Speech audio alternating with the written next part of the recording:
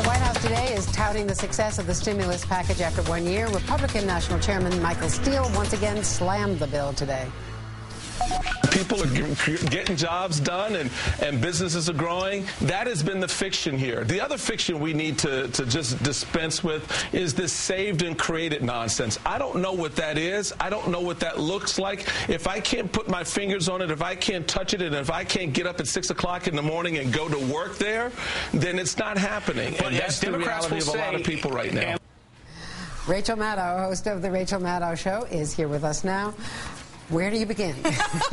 If every single job in the stimulus was one that Michael Steele could get up and go to every morning at 6 a.m., that would be something. That would be a remarkable accomplishment. 2 million jobs. He would just be a very busy man. It's amazing to me. That, you know, they're trying to fight about whether or not the stimulus has worked. And, of course, they want to say, well, unemployment is still bad. But you look at the job loss numbers, and in the last year, month-by-month job loss numbers, in Bush's last year, the job loss numbers went like this. And then in Obama's first year, they went like this. And so, yes, unemployment is still bad, but the trend is in the right direction. And I think Republicans are swimming upstream a little bit, and you heard that in Michael Steele getting caught up in his own metaphor. Well, when you talk about the Republicans swimming upstream, have the Democrats kind of handed them this debate? Have they been out aggressively enough explaining?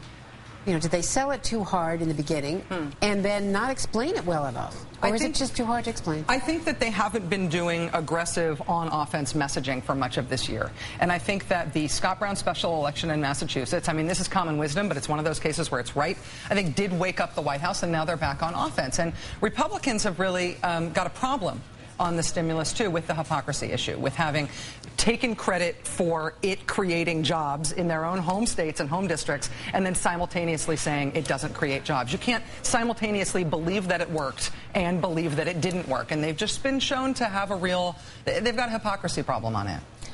What about the Deficit Commission? Now, tomorrow the president's going to name the Deficit Commission, the exact commission, except without the teeth, but a commission to at least look at the problem. We've got a growing debt crisis, according to all accounts. Yes. Yet, at the same time, you have, even within the Democratic Party, Democratic economists arguing back and forth about, you know, what to do regarding tax cuts, more stimulus now. Should the stimulus have been bigger? How does the president get his arm around this? Well, first of all, I think it is a test of seriousness for people who simultaneously are saying they're worried about the deficit and then calling for tax cuts. I mean, there is a math. I think there's a math issue there that ought to be taken seriously. I mean, that's one of the problems with Harold Ford's candidacy, for example, in New York State, is that he wants to appear to be this sort of Evan Bayh-style fiscal hawk. But like Evan Bayh, he's both complaining about the deficit and calling for tax cuts. Well, let's talk about what revenue means in terms of determining what the deficit is. There's a seriousness issue.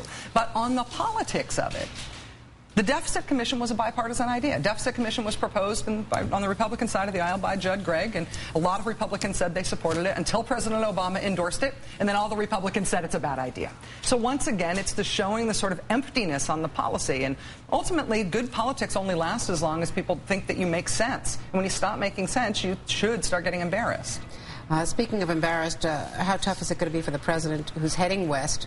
The West already looking more and more red and less blue. He's going to be campaigning for Michael Bennet in Colorado and then on to Las Vegas. Yeah. And the mayor, Oscar Goodman, in Las Vegas says, you know, I mean, he's not even going to show up because the president dissing Vegas. Well, the dissing Vegas thing is so good for Vegas. They love running on that. I mean, Oscar Goodman, what did he say when he said he was going to run for higher office? He talked about how much gin he was going to drink and how many showgirls he was going to appear with. I mean, there is a certain Vegas